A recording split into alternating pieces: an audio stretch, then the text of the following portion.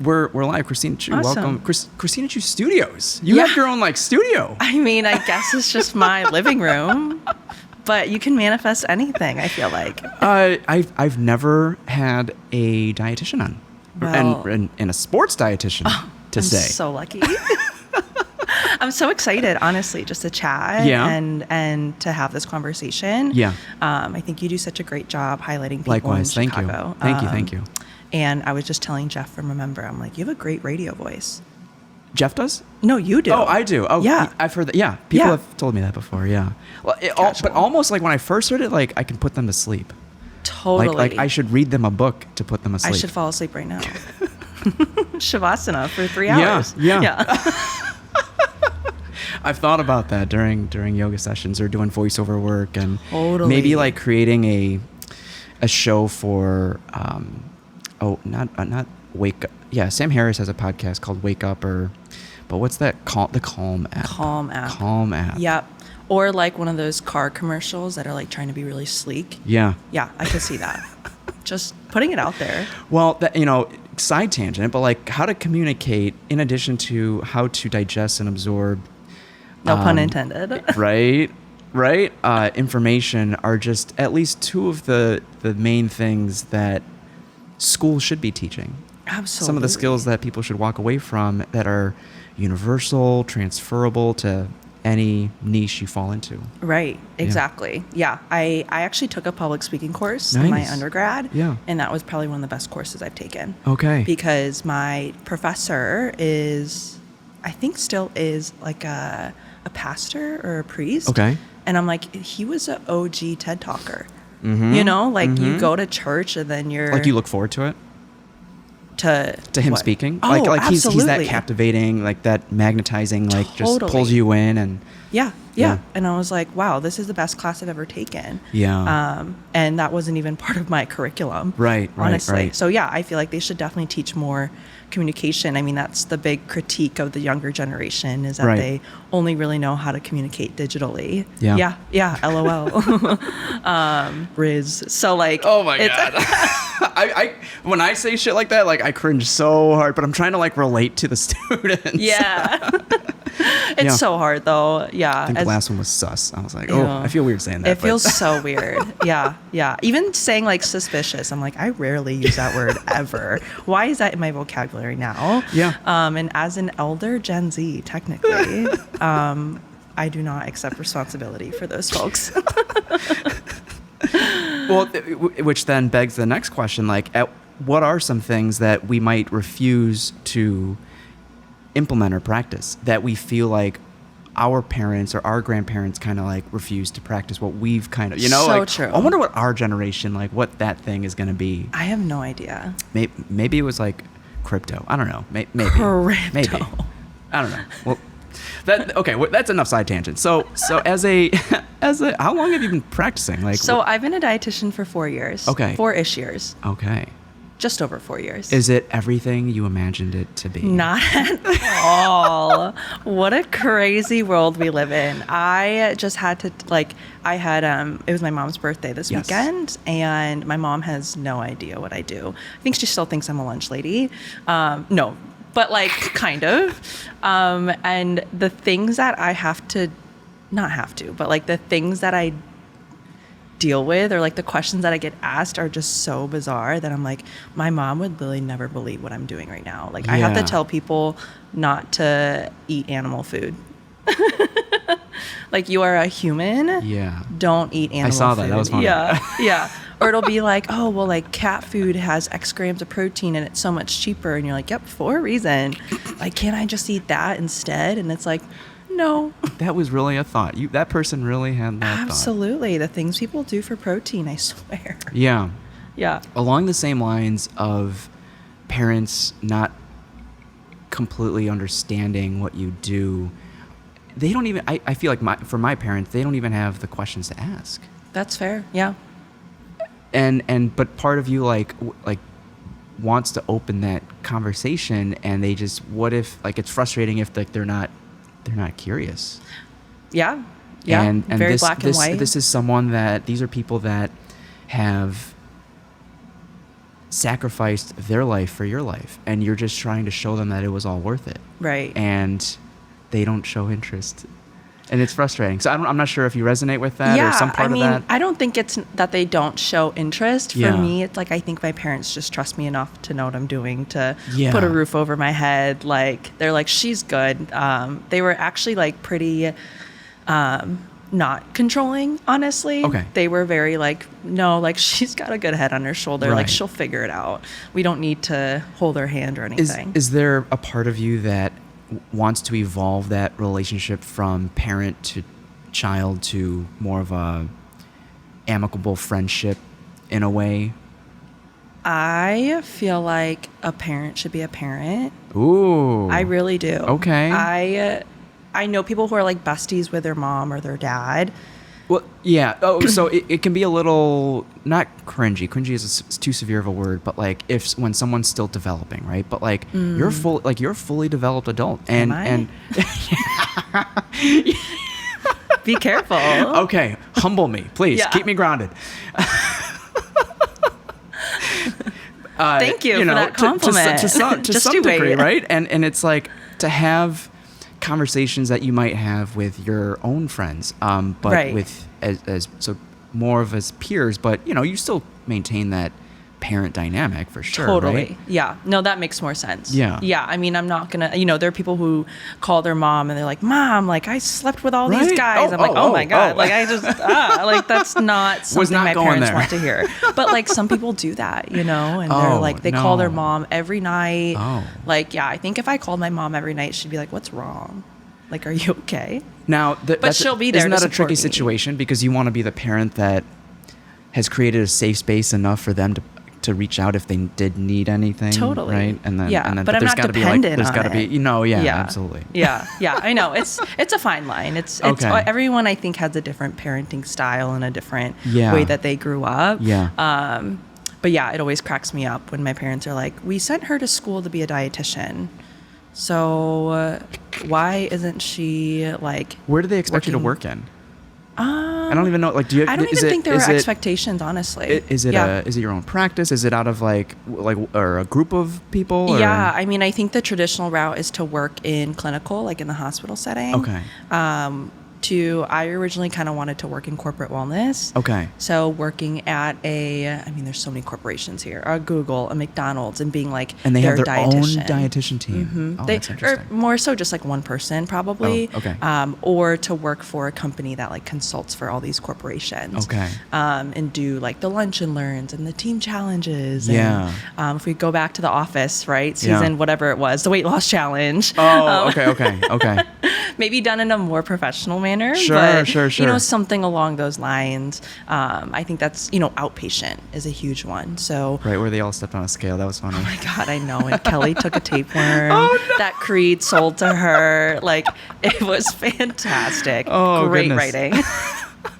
So that's not really what our job is as dietitians. Okay. Just want to clarify that there. Yeah. But I mean, there's so many avenues that you can go down. And private practice is definitely one of them. But do you feel like you need to have some experience prior to going into private practice? So that's like the one of like the hot topics in nutrition and dietetics is a lot of the older, more veteran dietitians think that you have to work in clinical for 5 years, work in a hospital setting for 5 years under a team, and then you open a private practice. For me, how my story evolved was I became a dietitian 4 years ago, 2020. And nobody was hiring. So I tried to apply for the clinical roles and do all the things that you're supposed to do. Yeah. And then no one was hiring at that time. Okay. Right? So I was like, well, I gotta make rent somehow. So I just opened up my own practice and said, you know what, we'll just let this be the interim. And it's been the interim for 4 years. Oh my. So it really wasn't a planned thing or a 5-year plan. 2020, I'm going to do this. It was like, you made it your own though. Yeah, exactly. Yeah. Okay. And that's what I feel like. I'm really grateful that it happened that way too, because, I mean, there's so many avenues that you can go down. And private practice is definitely one of them. But I think that's, outpatient is a huge one. So right, there's so many avenues that you can go down. And private practice is definitely one of them. But I think that's, outpatient is a huge one. So you know, like everything happens for a reason. And that was definitely a tough time, but that was that push I needed to open my practice. Cause I think a lot of people get in the headspace of, oh, I'll do it next year. Like I'll do it when the time perfectly aligns. But you and I both know it's never going to be perfect. No, it's never going to be perfect timing. So that's, you know, kind of manifested out of COVID. And I don't know, I think it was a positive thing in the end. Okay. So on the topic of bringing our dreams to life, the Remember team has given us some gifts, and I'll take all of them. Yeah, please. Yep. Go for one, and I'll get one that you. And I'm sure, have you had all of these already or not yet? I've had 1, 2, 3. Nice. Yes, 4. Do they look different? Every time I get another case, they look different. They look different. The packaging, the label, yeah. I know. The names have changed. I have heard a lot of great things about creamy Bellini, so I am definitely going to try this one. Okay, great. Which one are you going to try or have? I know. What would your second choice be? Because we'll crack it and you can taste it. Island time? Like, let's go for the... Yeah, it's not too turmeric-y either. So it has some turmeric in it. Am I having both of these at the same time? Incredible. Now, for me, I'm like, I need to line these up in rainbow order. Let's do it. I think this is most people's go-to. Really? The ginger limeade. No, this one, I'm making a case for that one. Hibiscus. Yes. All right, I'm trying this live. Very nice, yeah. Okay. Creamy Bellini. Ooh. It was called Orange Creamsicle. Nobody before. saw that. And I like it. I'll reserve until you take the first sip.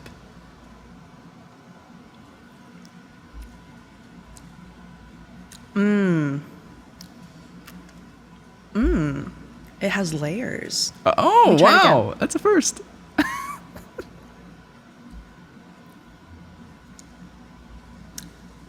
Oh, yeah. Yeah. Nice. That is not what I was expecting it to be. Were you expecting more creamy, or what were you expecting? More orange. Oh, more orange. Okay. Mm-hmm. Yeah. It's a nice balance. Yeah, I like it. Should I crack open the other one? Yeah. Take a sip. I've never opened 2 kombuchas at the same time. This feels dangerous. Luxury over here. Luxury. I love it. All right.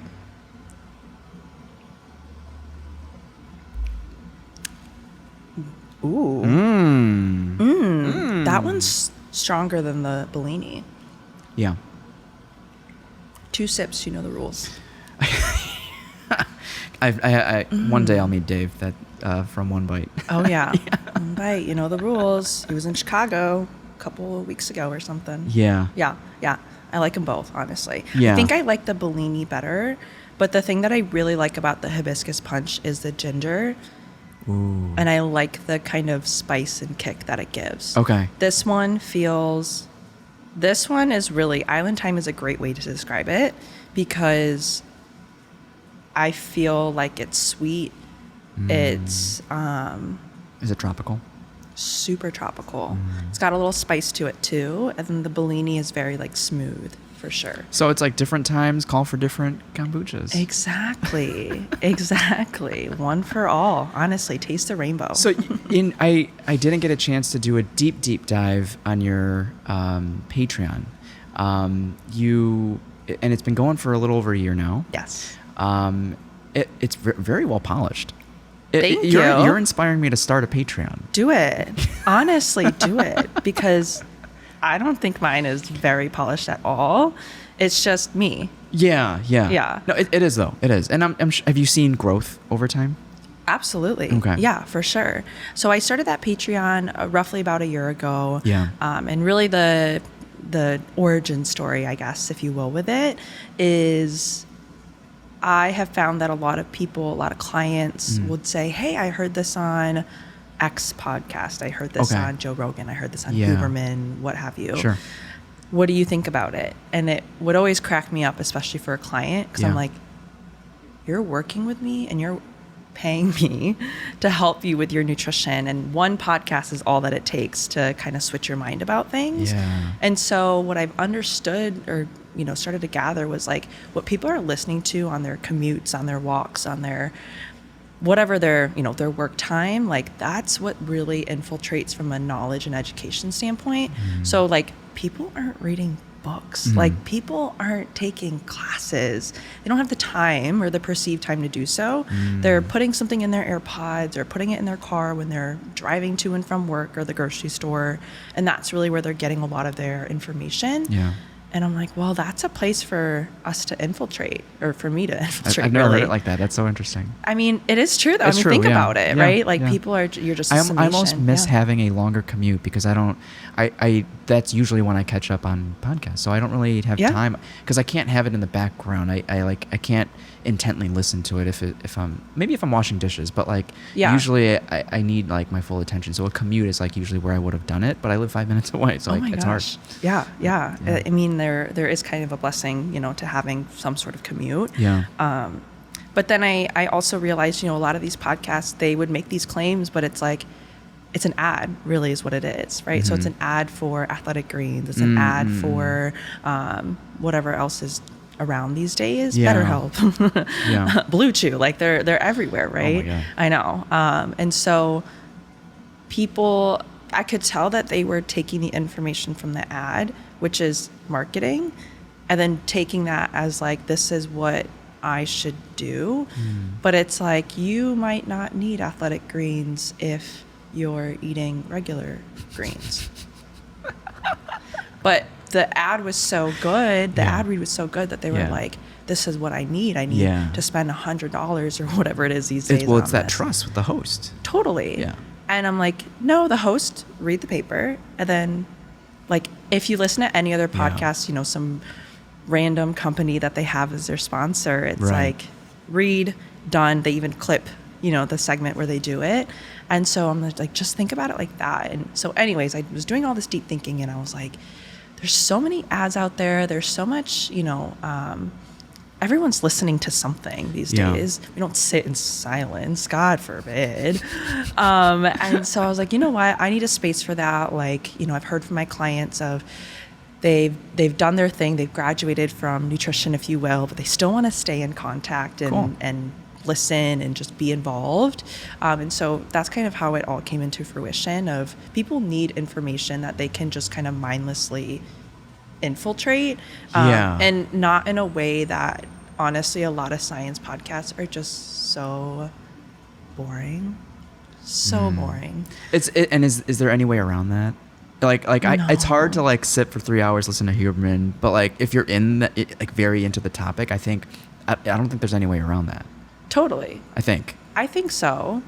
But I don't know. I feel like there's also a way to be entertaining about it. Like you listen to something like A Girl's Gotta Eat and they're just yapping about all the different things. Like, why is that so engaging? Right. And then someone who is a scientist talking about their project isn't. How do you bring validity to a candid conversation? Exactly. Yeah. So I've always not really been a serious person. So I'm like, I might as well just give it a shot. Thank you. Yeah.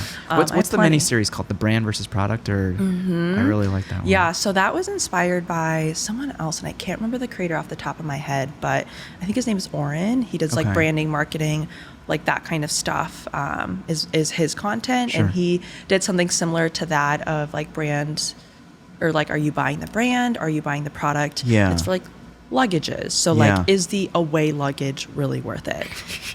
So I was like, oh, that's so similar. And, this is just a branding guy. Sure. I was like, I feel like I can say a lot on brand versus product for nutrition stuff, because that's basically my whole job, is someone saying, do I need this all natural pasture raised water? Yeah. Or can I just drink it from the sink? That was the first series I caught, and then the protein bar was the next series I caught. Yeah. That's so funny. Because I wanted to, I felt seen and triggered about the Mountain Valley. I'm like, I have Mountain Valley. It's so good. But like, it's just water. It's just water. Yeah. I had a baseball player ask me once, he saw his teammate drinking it, and baseball players are very superstitious. That's their kind of archetype. They do everything the same way. They're very superstitious, super routine, and just type A like that for the most part. And so he was asking me, my teammate says this Mountain Valley water really decreases inflammation or like whatever. And I was like, step outside of this situation for 2 seconds. Do you think that this water is really what healed him? He's like, probably not. And I was like, there's the answer to your question. Yeah. So don't get me wrong. It's great. It's water. It's hydrating. Like, what's not to love? Right. But I don't really think it's the magic bullet in nutrition. Yeah. It's so interesting. Like the narratives and the stories that can be attached to a visual or a label or a brand. Mm-hmm. It's something that I always think of with the projects that I'm working on, but to the point where you make it inviting and appealing and not deceiving either. Yeah. And I think the deceiving route is so easy to go down for like a food brand. Sure. I was just talking about this with somebody else of how a lot of brands, there's almost like this undertone of like shame. Ooh. I know. Well, doesn't that make it hard to sell something you don't really believe in then? I or don't that know. That you know is like not accurate to what you're telling? No, but there's like, like you don't want to have their product. Like, our product is better. Like, their product is dirty. Ours is clean. You'll see kind of a lot of those undertones. I know you're going to walk into a Whole Foods now and you're going to see it all over the place. It just reminded me of an ad for a competing company of, I've been sipping on Element. Mm-hmm. But their competition said something how, like, we use pink Himalayan salt and, like, they do not. And, like, I haven't tried. I don't know. It's just like but I hear a lot of that of like, we're better, they're worse. Yeah, and the competition to bring other people down, I don't really love. Mm-hmm. I'm sure, like, call things out. You know, if things aren't accurate, call it out. But I don't think that's the kind of like elitist mentality of we have pink Himalayan sea salt. Like, your Morton salt sucks. Like, you don't need to do that. It's just salt, you guys. It's just salt. It's just salt. Don't eat animal food. Like, drink your water. I don't know how else to say this. Yeah, you had another hot take about like energy drinks or electrolyte beverages, right? And just the salt content in that. Yep. So you've done how many podcasts would you say you've done? That I've been on my Patreon or featured on? Featured on both. I guess both. Yeah. Wow. Yeah. You have a plethora of portfolio work. Yeah. Meaning I think it'd be helpful to have some tips here, but this has always been like a personal journey. Sure. So then I think when people really get to know your backstory, and this is like you get to showcase that experience and the personality, then it's like, yeah, Christina's someone I want to work with. Creating that cred. Street cred. How not sus. Yeah, I think, I've had the Patreon for a year, so that's 56 weeks. And 2 weeks. did you consider YouTube at the time? No. Like I need to get paid for this work, and I don't want ads. Like I need, the money's got to come from people. Yeah, ads, again, I don't know. I just would prefer not to. Yeah. Even with the brands that I work with, I try and be super selective with it, and it's not a random brand. It's like, I already recommend this. Yeah. So let's create a synergistic relationship. Yeah. Versus some random apple cider vinegar gummy that you've never heard of that's willing to pay thousands of dollars. Like, that's I've never heard of that. Is that a thing? Apple cider gummies? Oh, let's not talk about that.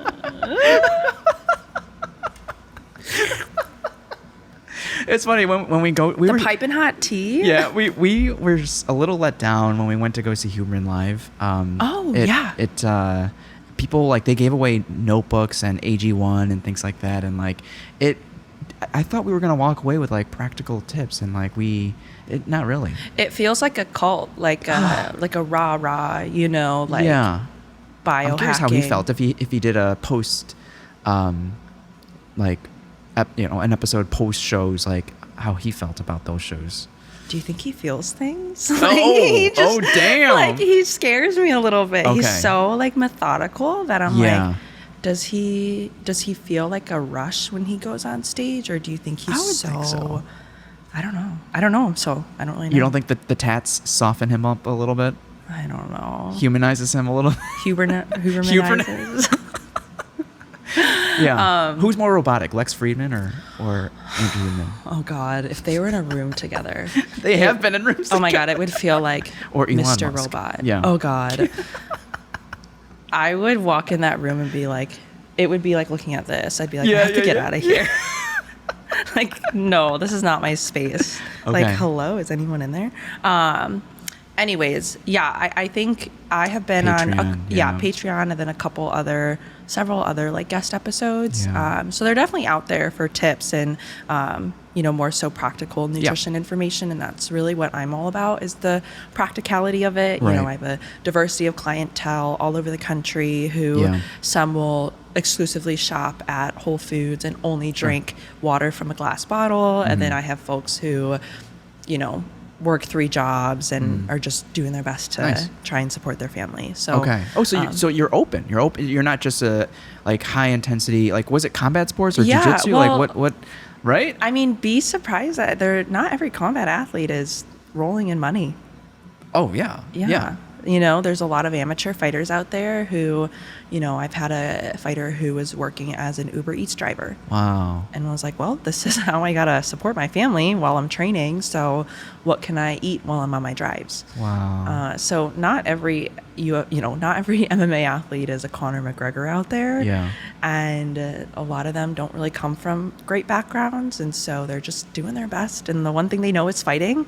And they're like, well, I'm going to do it anyways. I might as well make money from it. Yeah. And a lot of them, not saying all of them by any means, but I don't think that you see the less glamorous side of MMA and fighting, of behind the scenes, athletes, who are working a typical job or what have you. That'd be a good series, a little show on that. Mm-hmm. Yeah. It was kind of portrayed in, I don't know, do you watch Netflix? Mm-hmm. The show, the Chicago-based show. There were 3 seasons. And each season, like, there'd be an episode that followed these same characters for every season. I can't think of it on Netflix. It's gonna kill me. Yeah. But there was an episode that followed like cab drivers, and just like all they want to do is go to a club and so I have to think of it. But so high school, take me back to high school. Oh, wow. When, like, who thinks of nutrition and things like that young? Like, what inspired you, or who inspired you to start thinking about like nutrition like that? Yeah. I was thinking about nutrition that young. Okay. When I was a junior in high school, that's when I wanted to be a dietitian. Wow. Mm-hmm. What was it, a class? Like what or a show, like a movie? Nope. Like what did it for you? So it was what do you want to do when you're older? Okay. Like, do you want to go to college? And, kind of having that discussion. This is a counselor or? With my mom. Oh. Yeah. And I was like, and we were kind of talking about career stuff. And I was like, I want to help people. Like, I want to be able to make an impact, even on one person. Are you first gen, or is your mom first gen? And first gen defined by like born here. My parents immigrated here from Taiwan. Okay. So that would make you first gen. Me first gen. But they came here for college, so I'm not a first gen. Okay, so I'm trying to wrap my brain around how well versed they are in navigating the U.S. education system. Pretty well and the versed, different I would career say. Options that are available. Yeah, I would say so, because they did their grad school. Both my parents did their grad school here, Great. So they're familiar with the application. Lucky. I know, Good. Honestly, and I have 2 older brothers, so.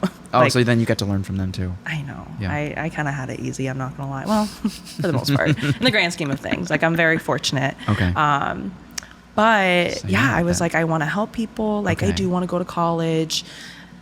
I just I was like, always, high school for me was, people were like, it's the best 4 years or whatever. I was like, high school was or maybe that's college, but people, well, it depends on who you talk to, honestly. Hometown heroes. Sure. But I was like, high school was there so that way I could go to college. Yeah. And then figure out and develop and learn and like, screw geography, but like, what are the things that I really want to learn about? And nutrition was one of them.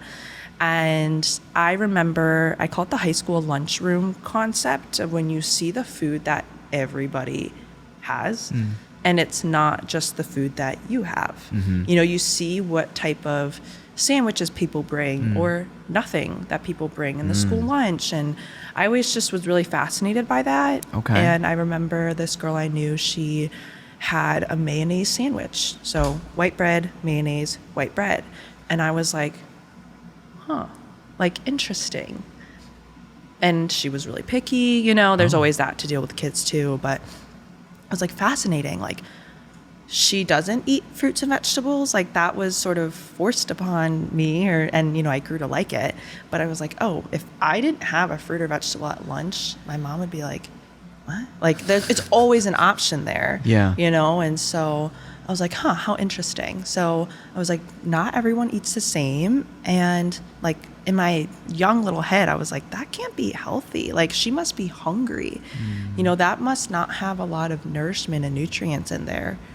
Like, and I just started getting curious like that. Yeah. And so, my mom was like, do you want to go into nursing? I was like, maybe. And she was like, well, you're going to have to like touch patients and clean up their poop. Like help people like, in what capacity? Right. And I was like, ooh, no. What does your mom do? My mom is she also works at a hospital, but she's more so on the data side of things. Okay. So she's a computer number, Excel, okay. all of that Gotcha. kind of girly. Okay. But I was like, oh yeah, I knowing myself, I was like, I just don't think I could do that. Like I'm not as tactical as nurses are.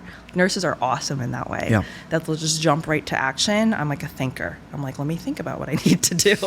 So I'm like, it's just not built for my personality and like what I'm here for. And so, my mom was like, what about nutrition? I was like, oh, I don't really want to be a chef. It's like, no, like you can study nutrition and help people basically with their diet and help them eat healthier. I was like, I didn't even know that was an option. So I started looking into this. And this is when I'm like, everything happens for a reason. Yeah. Our school had a career fair, college and career fair in high school. And, you got the big banks, the U of I, like the UIC, all of those would come down and try and recruit people. They had all the swag and the pens and all that stuff, right? Yes. And I remember at the end of the hall, there was a tiny table, maybe about this big. And she had a trifold, like one of those Elmer's trifold. Yeah. Like science fair type. Yeah. And it said nutrition and dietetics. And I was like, wait, that's what I was looking into. I was like, who would have thought that I just had this conversation with my mom and then this lady who is a dietitian happens to be at this career fair. Nobody was at her table. She was just standing there. And so I approached and she told me basically everything that I needed to go into nutrition. There's a list of accredited schools that have the dietetics program. So I was looking through that list when I was applying for schools. So she wasn't from a program. She had a list of programs for you. That's helpful. Yeah. So she wasn't from a specific college. She was just representing dietitians, which is super cool. Yeah. And she was explaining the process. And so in the process of being a dietitian, you have to not only go through the accredited programs to get your nutrition degree, but also an internship, which I compared to like a residency. Sure. Of you go to the hospital, you do all the work, you are in the field and doing. So it's still an extension of that program you came from? Exactly. Is it a couple of years? It's usually about a year or so, 9 months. Yeah. Oh, wow. It's technically, I think now 1,200 hours. So you can kind of divvy that up, but you have to do that. And that was like, okay, something that I needed to keep in mind. Yeah. A lot of people, when they come into the program, don't know that they have to do this kind of extra work. Yeah. And so it can kind of be like, why me? But I knew that this was coming. So it was just crazy, the coincidence of that happening. And I got these brochures and I was like, this is so exciting. I can't wait to go to college. And that's really how I got like my career started in that direction. Were there some things that she told you to be aware of as far as like which programs might be a good fit for you then? Like if you want this, you should go to this program. Or like if you plan this far ahead, like if you want this type of residency, you should go to this program. Not necessarily, but I remember when I was doing my college visits, I went to a school out in California and I was, super excited about the program, yada, yada. And the counselor there basically was like, do you protest? Like, do you because it was a UC school. She's like, expect there to be a ton of protests on campus. And like, I was like, I just want to learn. Like, I want to go to the whatever top level school I can get to learn the most from those smart people. Yes. And that's it. Like, college is what it is. It's not the best 4 years of my life or what have you. Like, it is there so I can gain the skills that I need to be able to do a job that fulfills me. Right. So I was like, okay, like maybe not the best fit. And then another school was more agricultural. And at the time I was like, not really my jam. What I really wanted to learn was like the science of it. And hopefully that's something that, you know, you can kind of resonate with understanding the why of how things work, and just keep getting deeper and deeper. Why? Like, why did these things happen in our body? Yeah. And so I ended up going to Boston University out on the East Coast for a couple reasons. It was on the list. And for me, it was, you know, Boston was like the birthplace of medicine in the US. And I was like, well, nutrition, medicine, like they're so similar. I might as well just go there. You know, it's like manifesting. I was like, I might as well just go there and just absorb from the environment and everything. And then I was thinking, well, you know, you have all the smart schools there. You have the Harvard, the MIT, like all of that. It's got to be good. It's got to be good at this point. But think about your network in that regards. Right. And most kids that age I don't think they think about that thing. Oh, I was on it. You were on it? Yeah, I was on it. I was like, let's boogie. Yeah, it's time to be an adult. Yeah, wow. And I mean, that career path always really excited me. It wasn't like, work. Like, I wanted to have that purpose in my life. Yeah. And so I was like, Boston is a place to be. I'll, you know, at least be surrounded by like-minded people, people who are really smart in their industry, the birthplace of medicine. Like, other people must be thinking the same thing. Like, go to Boston for your medical school. Like, go there for yada, yada. And so honestly, I don't regret a single thing. I think it was a great place to go to school and a great place to really develop all those skills, life skills, communication skills. So did you take a tour before, like, accepting? No? Oh, wow, I never even been to Boston. No. My first time there was like the orientation. Yeah. And my parents were like, good luck. Like, you have a... Did you drive, like, road trip there? No. Or like you flew I flew... How does that work? I've never, because so like then you're in a dorm, like everything's set up for you? Or so like, this was like before you move in. So my parents helped me move into like in September or whatever. Yeah. But there was something like a before then. And then you just stay? So my mom has a friend in Boston. Wow. So I stayed with her. Otherwise she probably would have definitely came with me. But she's like, I trust you with my friend. So I flew alone from Chicago to Boston. Took the train, so I learned public transportation pretty quickly, but they gave me all the instructions, took the train out to where she lived, and then she was like, you're going to hop on the Green Line, go all the way to BU, you'll be there, you can get off, like in Plan B, you can get off at this station if you're accidentally on the wrong train, like you can kind of figure it all out that way. Oh, good. But yeah, I mean, it was great. I learned the best just by being... Crash course on adulting, huh? Yeah, I learned the best by being thrown into the pool. Oh, okay. So I was like, all right, I can do this. And remember when you're 18, you're like, I want to be independent. Like, I want to... Yeah. Well, I don't know. That's how I felt. Yeah. And so, I mean, that was the best way to do it. Nice. You know, I loved it, honestly. And I came on campus and I was like, this feels right. Oh, wow. That's a good feeling. Yeah. Were there... friendships or classes, professors that stick out to you that have left like a formative impression totally on you?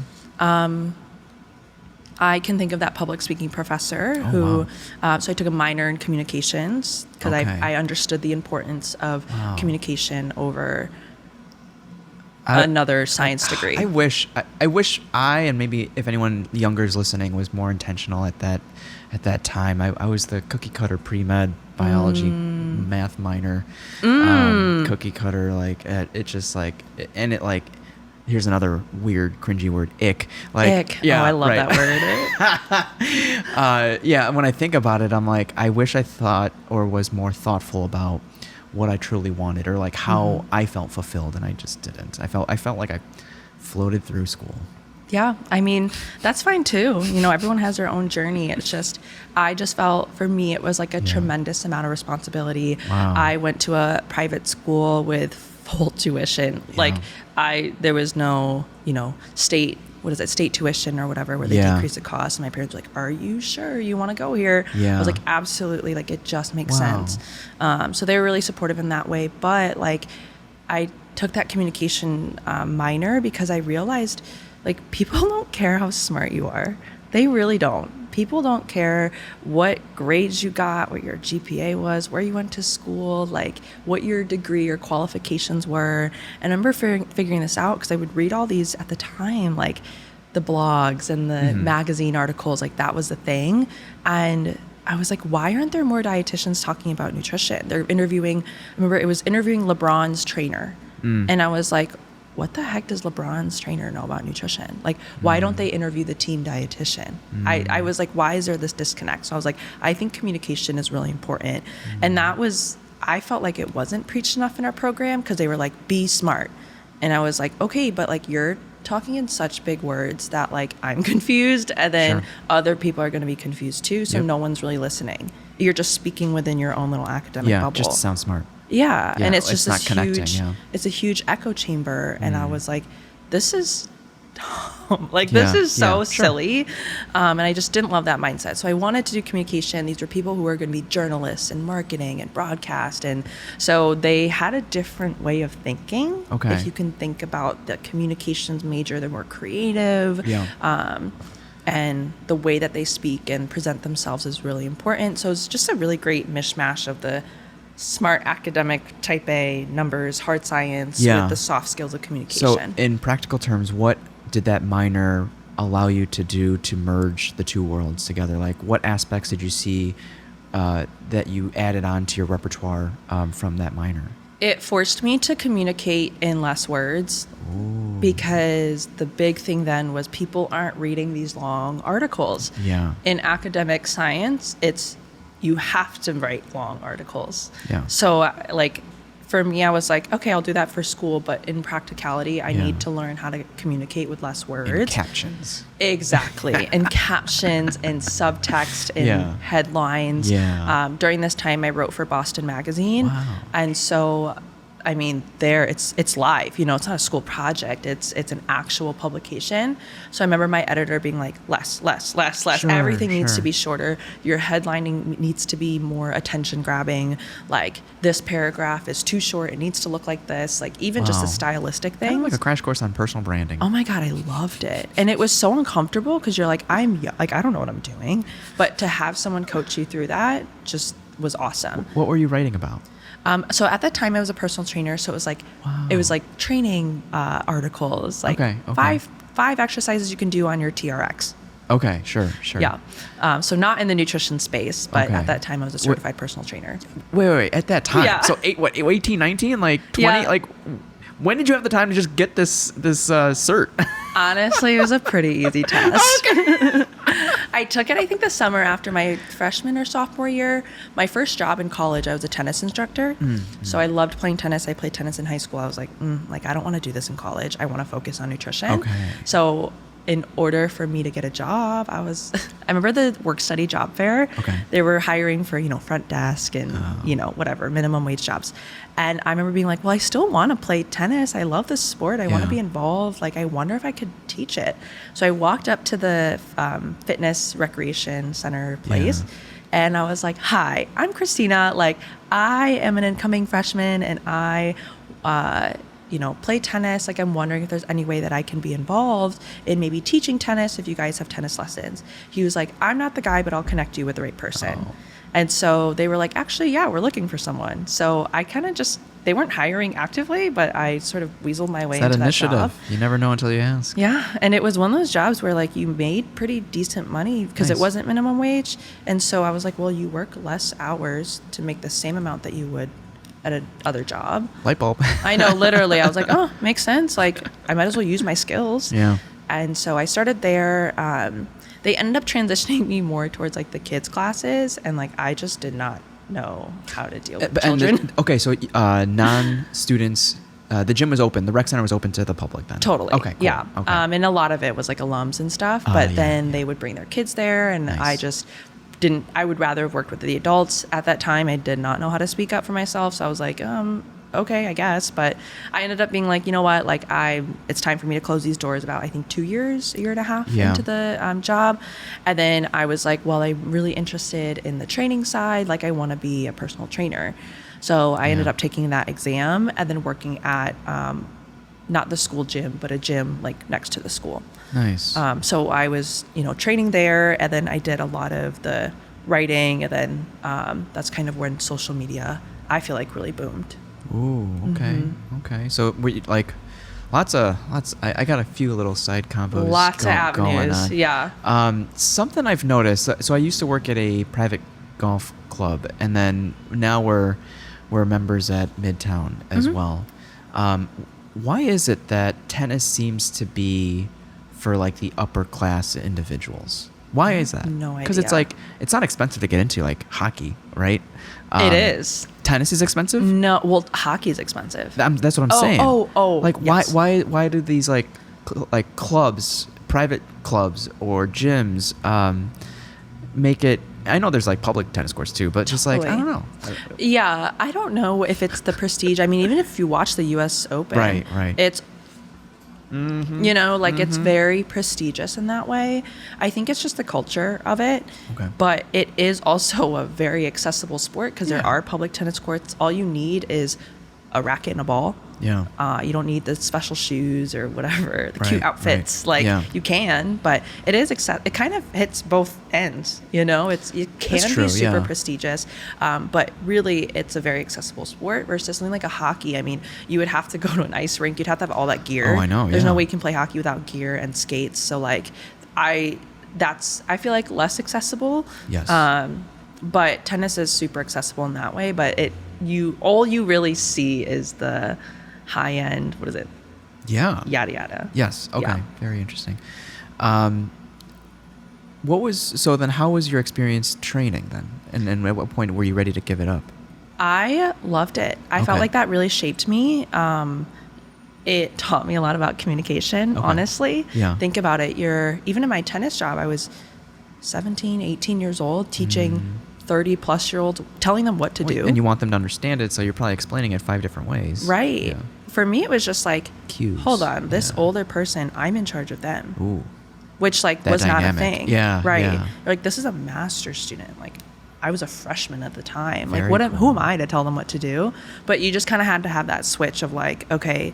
And I remember the head coach was like, Christina, like, you just need to basically bully them into like, they're not listening. Do like, this. You need to be direct with them.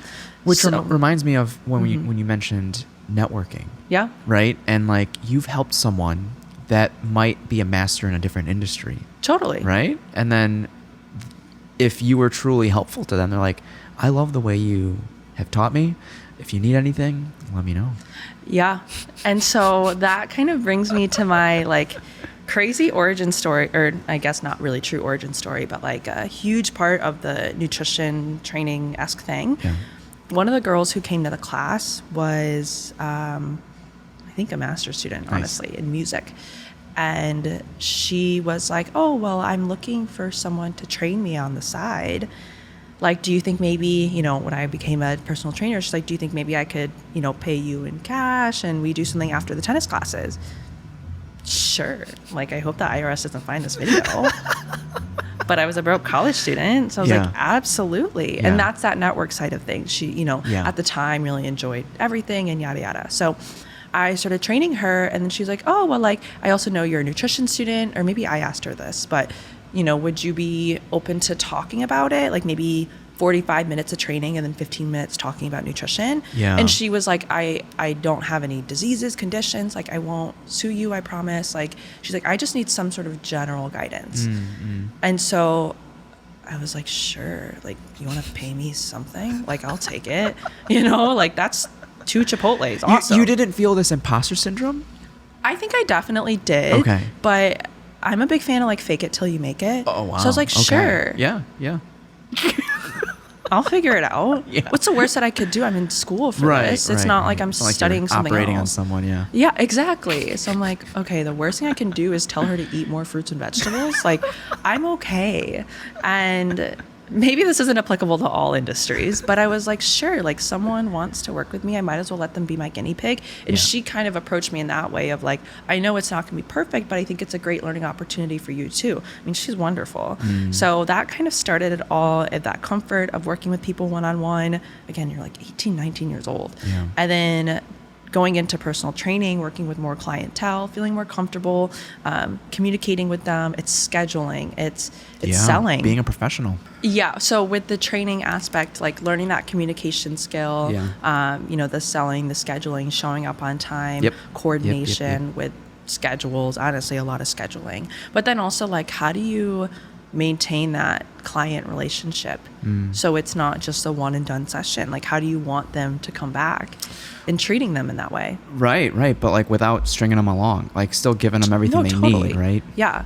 Giving them everything they need. And that was actually what kind of turned me away from corporate wellness. So at this time I was like really into corporate wellness, meet people where they're at work for 8 hours a day. Like they're with family. Like there's no way that they're going to go and see a dietitian for a separate appointment. Okay. And so at that time, working with a lot of the corporate crowd, I would be so excited to share this workout program that I made and all these details. And then they would come back and be like, I didn't do it. And after several times, I was like, this sucks. Like, I don't know why I'm trying harder. Yeah.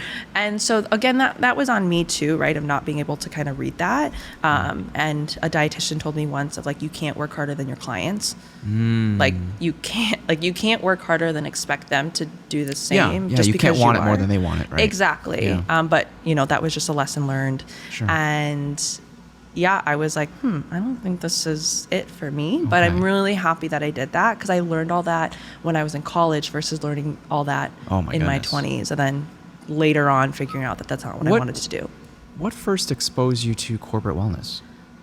I think it was just honest. Like, I think maybe something in our program, but I, again, was just thinking about it of most people work in some type of office-y job. They're there for, at the time, right? They were there in office for 8 hours a day, 5 days a week. Yeah. You go to the dentist twice a year. You go to the doctor once a year. It's you don't really meet people there, but you can meet them at work and try and make changes there because they're at least having lunch at work. If not, maybe breakfast, in some cases also dinner. So if you can tackle one of those meals as a dietitian and help them eat a little bit healthier, then maybe there's a bigger trickle down in that effect. So for me, it almost seemed like corporate wellness was a low hanging fruit in behavior change because you can... Meeting them where they're at. Exactly. Yeah. When you started training, personal training, did you start to realize that a diet and nutrition goes hand in hand? Like if someone wasn't seeing the results they were looking for, maybe something needs to change on the other side, like on the nutrition aspect? Totally. I think that is something that every trainer, every dietitian, everyone in the industry understands. And yeah, you can absolutely see the results of that too. It was tricky because in my program, we were really on top of like, you don't practice any sort of nutrition counseling until you're a dietitian, like from an ethical and just legal perspective. I really upheld that, and I was like, well, except for that one case, but that's for my learning opportunity. Yeah. But like for the most, I wasn't, really pushing people on the nutrition side. I would have those conversations with them and like, oh, here's what I learned in school, but like it would domino effect into maybe something that wasn't so ethically sound. Oh, okay. And so, there's just a whole bunch of like almost like red tape legal stuff that I just didn't want to endure. So as a dietitian, do you have insurance, like malpractice insurance? Mm-hmm. Really? Yeah. Oh, wow. Yeah. Every year, pay my dues. Yeah. Okay. Yeah. Hope to never use it. Okay. And then how often do you have to re-up it? Renew every year. Renew the license. License every year. Certain amount of credential every year. Malpractice insurance every year. LLC every year. Everything's pretty much on a yearly basis. For me as a sports dietitian, so that's an additional specialty board certification. Oh, wow. That is every 5 years. So every 5 years I have to retake the exam. Yeah. Mm-hmm. How are con eds for sports dietitians? So the great thing is once you pass your board specialty exam, it counts for all of the CEUs. What does that mean? What do you mean? So every 5 years, don't you need a certain amount of CEUs? Yes. Okay. But if you take a specialty board certification exam, it covers all of them.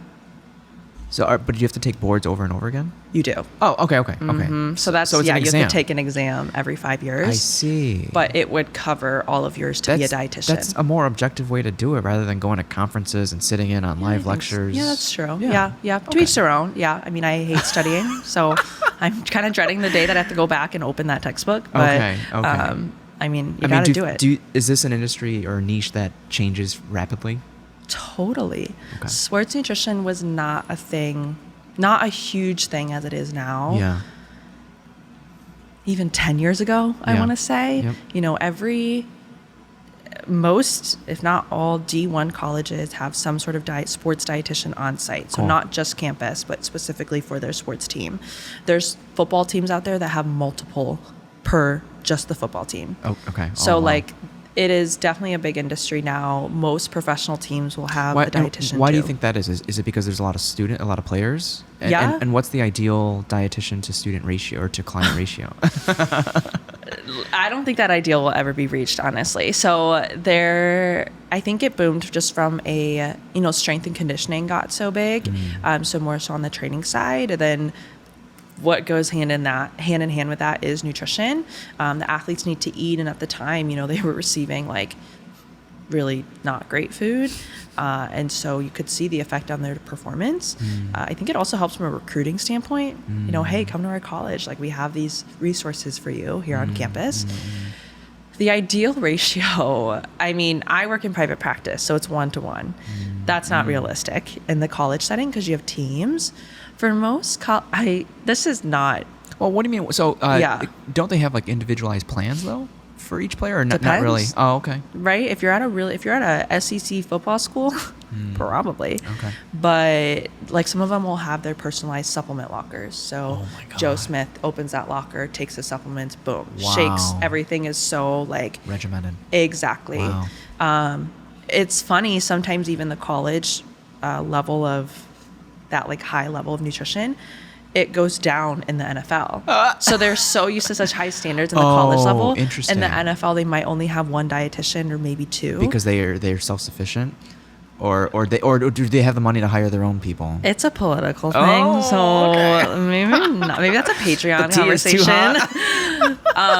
Just because, that's fascinating. Yeah. But for sure. Sometimes it's funny that they're like, "What? Like, this is what I get in the NFL? Like, that's it?" Okay. So, I can't really describe what the perfect ratio is, but usually like at least one dietitian per team would be ideal. Yeah. But in many cases, like one of my friends is the dietitian for a school, and she covers every team except for football.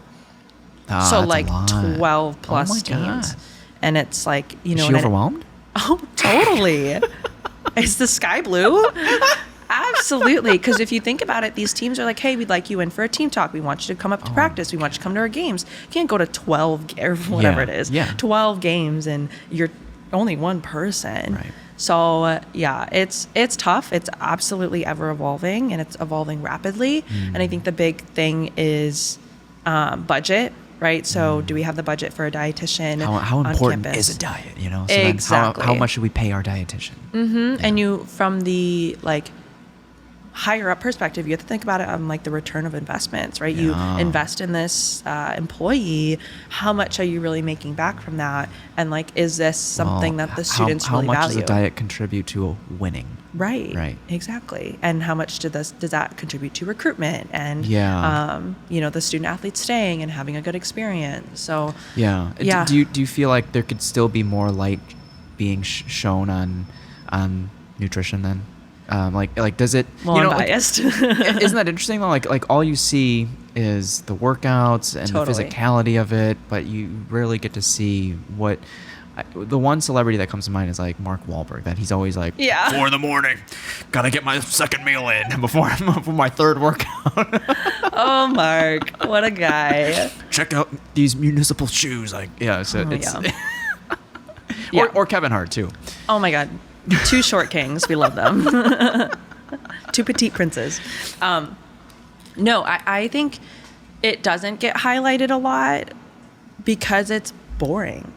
Good nutrition is really boring. And if you think about that, the ideal diet, you have, let's say 3 to 4 meals a day, 2 snacks, you're well hydrated, you go to sleep at a decent hour. Doing it right. So keep it simple. Keeping it simple. Yeah. Like, that's not going to get clicks, views, likes, not going to be your number 1 New York best-selling, whatever. Yeah. Like, that's not going to happen. But what is cool is the chains on the weights and hitting PRs and the weight room just exploding, like all that stuff is really engaging, exciting. And so that's why that stuff always makes the cut when you think about the stuff that you see online. But like a player eating chicken, broccoli, and rice, like really isn't like riveting, So it only is when they do the crazy things like fast for 72 hours or check out this cool shake that I'm making. Like all of that stuff is really sexy and enticing and flashy. Yeah. But the stuff that really works is kind of boring. Like who wants to watch an athlete just drink water and have a healthy bowel movement? Like what? That doesn't make any sense at all. Do you think there's an opportunity to make that sexy? I think so. I mean, that's why, like, I love just making the boring stuff so entertaining. Yeah. Or try to, at least. Yeah. Of, saying just silly things. Like, that was a motto of the podcast. That was like, seek novelty in the mundane. Totally. I love the mundane. Yeah. But that's where so many people live. It's just, you don't see it online. But it's something as simple as, I remember one time I did a Patreon episode about something about potatoes and how potatoes have more potassium than bananas. Oh, wow. Yeah, a lot of people didn't know that. How did you discover that? It's just, I don't know. You just look at the label? What do you mean? Oh, okay. Yeah, you just look up the nutrition label That's for so potato. wild. Yeah. I guess, which makes me realize how often we don't read labels. Oh, totally. It's wild. But that came up, and then I was just feeling so silly. I was like, let's do like a potatoes hierarchy almost. I did it like a bracket format of like, what's your favorite form of potatoes? And I put it in my stories. Japanese sweet potatoes. Oh my God, I just bought those yesterday. So good. But it was like McDonald's French fries versus waffle fries versus mashed potatoes versus curly fries versus waffle fries. Yeah, like wedge cut potatoes. Potatoes come in so many different forms. Yes. They're amazing. They're such a great tuber. Yes. But anyways, so I was like, what'd you call it? A tuber? A tuber. That's the like a type of like, I feel like I've heard that before, but like that's like it wasn't registering. Yeah, that's okay. Yeah, vegetable, whatever, plant, cool plant. Very cool. Okay. But like, just that simple thing of like whether people wanted sweet potato fries over McDonald's fries, which McDonald's fries, I will never forget this, got cut way too early. Like McDonald's fries are my superior version of potatoes. Okay. Not even thinking of the early? dietitian. What do you mean cut so too early? like it was a bracket format. So I was like, choose the winner of the most ideal, and then you voted. And other people voted. Other people voted. I've seen this in your stories before. Yeah. Oh, and they cut McDonald's fries. They cut McDonald's. Really? I usually hear that it's at the top for most people. It's so good because it's thin, Is it the salt? it's crunchy, it's salty. Yeah. I think people were like trying to be healthy, and I was like, you guys, like it's me. But it's also me. But also, like, I know I'm a dietitian, but like, trust me, you cannot tell me that a sweet potato fry is better than a McDonald's fry. Yeah. Like, that is engineered to taste good. One of our friends loves the saying "body by burger," and we love getting burgers together. And like Momotaro, the burger from Momotaro. No, but I've heard great things. With the toasted like bao bun. I've heard amazing things. And then they use sweet potato fries as well. It's decent. Canceled. Like, no, I know, I'm kidding. Yeah. Don't get me wrong. I love sweet potatoes. Yeah. The bun is phenomenal. It makes the burger, and the burger's good too. So I love burgers. I think burgers don't get the credit that they deserve. Really? I think everyone. What do you think is getting more credit than a burger? Everything else, because acai bowls. Like, I think everyone thinks of a burger and they're like, that's so unhealthy, or that's on my, I'm not in those circles. Thank goodness. This is why we're here. But you can imagine the general public is like, I don't eat burgers. Like, burgers are so bad for you. Oh, no. But if you think about it, if you were to like make your own burger, or even just, not all the complete fixins, but it's ground beef, hopefully a leaner cut, but whatever. It's bread of some sort. And then it's vegetables, and it's just maybe a slice of cheese or what have you. That's pretty balanced. Just maybe you add a side salad or side roasted vegetables, or, I mean, roasted Brussels sprouts are all the crave these days. Air fried Brussels sprouts. Like, you can't go wrong. But that's a really balanced meal. You're also a fan of glizzies too, right? Oh my God. Is that a weird word? Glizzies? That's a very Gen Z term. I'm I definitely team saw you. glizzy. I missed you at one of the late nights at JP Graziano's. Oh, they're amazing. Shout out, Jim. Yes, I love JP Graziano. I'm actually going out of town, and as a gift, I'm bringing people the JP Graziano seasoning because they need to experience that. The jardinera seasoning? The beef seasoning. Oh, yeah. Nice, it's nice. incredible. Okay. But yeah, I mean, I'm not really speaking as a dietitian, but as a As human, a friend. as a friend, I love a good Chicago hot dog. Every time you go to the Cubs game, you get a hot dog. Okay, like it's just essential. I feel like it's so like nostalgic. Yeah. And it's like, what's a life without hot dogs? No, it's a shitty life. It's a shitty life. Yeah. We're all gonna die anyway, so might as well just eat hot dogs. Some encased meats. Yeah. Maybe not all the time, but like once in a while. Enjoy a hot dog. Yeah. Enjoy. Yeah. It's not gonna kill you in that moment. I think. Like, you know, so I don't know. I love it. Tell me about what was initially attractive to sports medicine when you wanted to niche down from just generic nutrition and dietitian. Yeah, so I really became interested in sports because I was working with the corporate wellness group, and I, again, was just like, there's a disconnect here. And I was like, what group of people would be so involved in what you're saying and like put that same level of effort in? Okay. And my boyfriend was like, why not athletes? Yeah. And I was like, I had the naive thought of, athletes don't need any help with their nutrition. They're so healthy. They're so active. They're so fit. Like, what could they possibly need a dietitian for? Very sarcastic undertones here, people. Yeah. And I was like, let's just try it. I'm in school. You're here to learn. Like, might as well just try new things. This is between my undergrad and my grad program. And there's a practicum option at BU where you are able to work at the school's fueling station, which a fueling station is essentially like almost like a mini smoothie shop inside of the weight room where you have snacks for before and after your workout. Oh my goodness. Smoothies that are made for you, everything there. So that way you're well fueled before and after your workout. And I was like, I'm just going to go there and try it. And I loved it. So I had would you come up with menus or what would you do? I would help create like smoothie ideas. That was like Very part of cool. my assignment. But it was, at the time, it was just a year old. So it was a lot of like how to take an inventory. Oh, okay. Because the dietitian at the time was like going off of vibes. She was like, this feels empty. I'm going to reorder it. Yeah, I know. And I was like, I think there should be a system in place. It was like, what are some other bars that we can order? Like, you know, what are some other options that way our athletes aren't complaining of getting the same thing over and over? Because if there's one thing that's constant in life, it's that the athletes will always complain about the food. They'll be like, you don't have the flavor of Chobani that I want. And we're like, well, there's a supply chain issue. They're like, I don't want blueberry, I want strawberry. And you're like, all right, this is free. Just take it. Jesus. I think if you talk to any dietitian, they'll be like, yep, we've all had that experience before. Okay. But I worked the morning shifts, like 6 to whatever. And I remember the day before, I was like, I cannot wait to go in. And I am not a morning person. Okay. At all. Oh, yeah, you did say that. Yeah, not a morning person. And so for me to be excited to wake up at 5 a.m. to go somewhere, for me, I was like, okay, this is a sign that this is what I wanted to do. It's the environment. It's the way that you talk about nutrition. Nutrition was there to enhance your performance. You're already so strong and good as an athlete. Like, here's how you can make yourself better.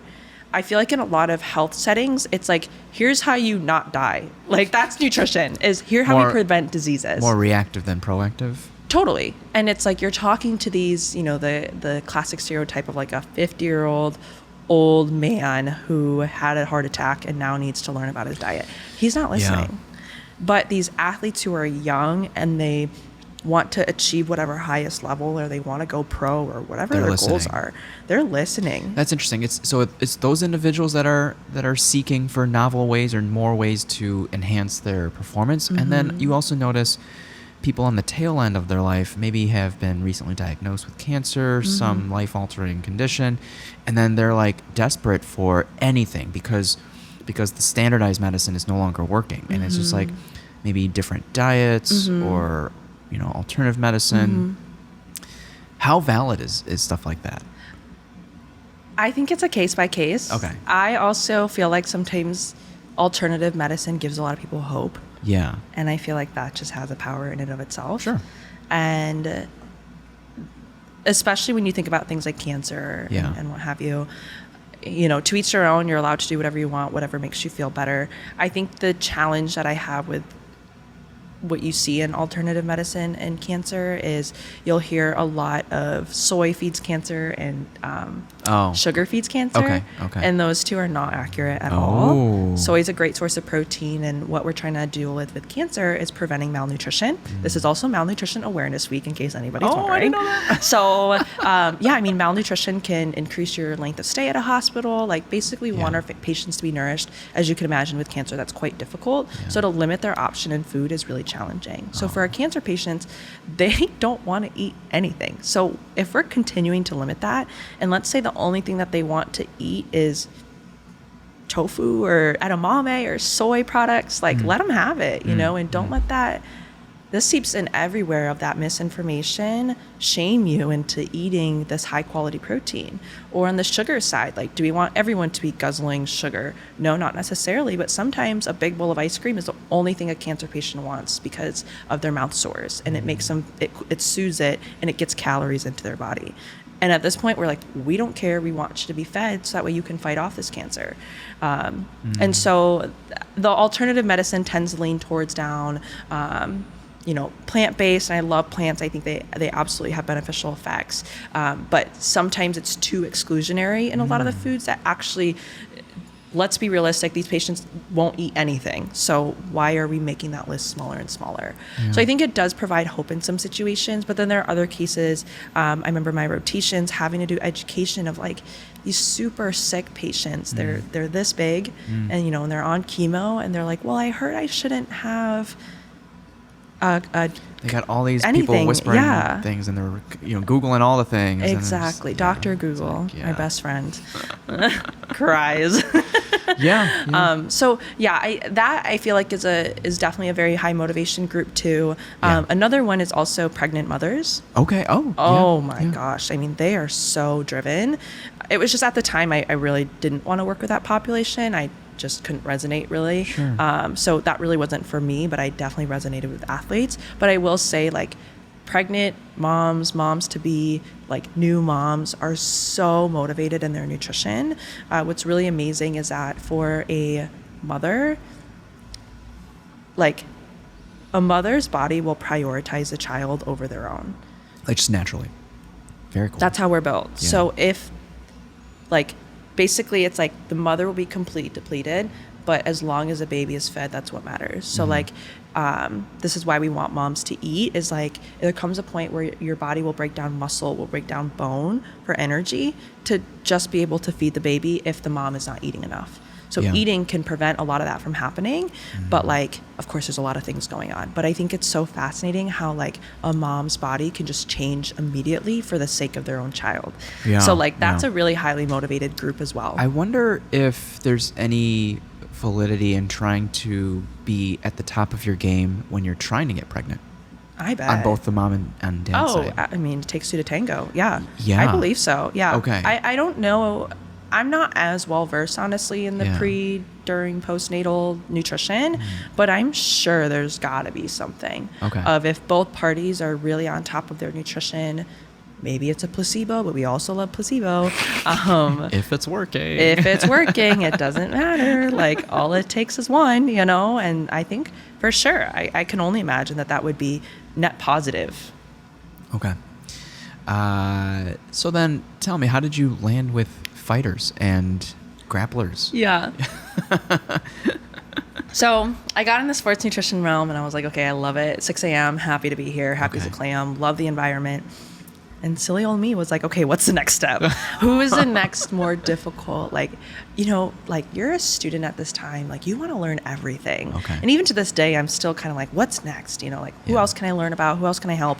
And again, in conversation, it's like, well, fighters, wrestlers, they kind of have two sports in one. They have to make weight. They have to be a certain weight in order for them to compete. And then they have to actually compete themselves. Versus, let's take a soccer player, just walks on the field. They don't have to step on a scale before they go. And so I was like, okay, if I can do that, I can work with anybody.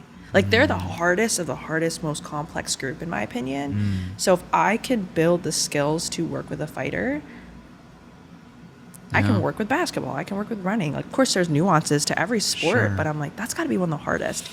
And during this time was my internship, which is like the residency where you do all your rotations. I had an elective rotation where I could go anywhere. So I wanted to do it in sports. I reached out to a ton of people, got a lot of no's because you had to find your own. Okay. Gotcha. I didn't have to, but but you did. Okay. Gotcha. A lot of people said no, just, whatever. I totally get it. So you're going to offer your services? I was a student at this time. Oh, still a student. Okay. It would really be them doing me a favor because it does take a lot to precept a student. Okay. And just to have someone there asking questions, kind of messing with your pace of work. So when you're cold calling or cold emailing, what are you proposing to let them know that, hey, I'm willing to put in the work. I'm showing this initiative. The last guest that came on was like, well, you look into their body of work and maybe identify or resonate with something and then share that. Like, hey, I love this article that you wrote. I love this whatever. And yeah, I don't know. Is there anything that you kind of deployed in order to show your willingness to be part of the team?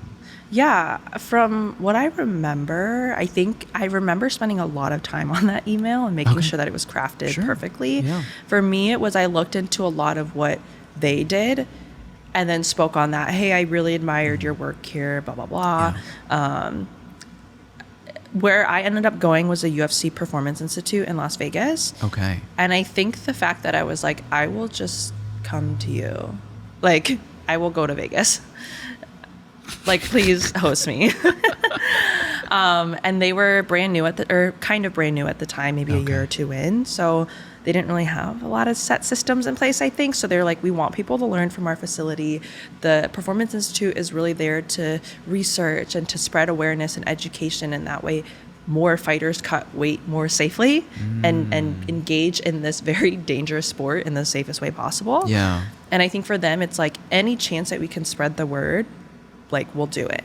And so again, the timing worked out perfectly in that I was able to go to Vegas for a rotation and learn from the best of the best. And I was so fortunate and able to do so, of just observing and just like being a fly on the wall. Really? Okay. Mm-hmm. And the thing that I really admired about them was, as an intern, I feel like you kind of understand your role. Like, you're not really speaking at the table. Like, you're just there to observe. Yeah. But I remember they were like, oh, like, come have a seat with us at the round table. And I was like, you don't want me to stand against the wall? Like, everywhere else, you're just, it's like, okay. And I was like, this is really weird because I know all these people and like you really respect them and admire them.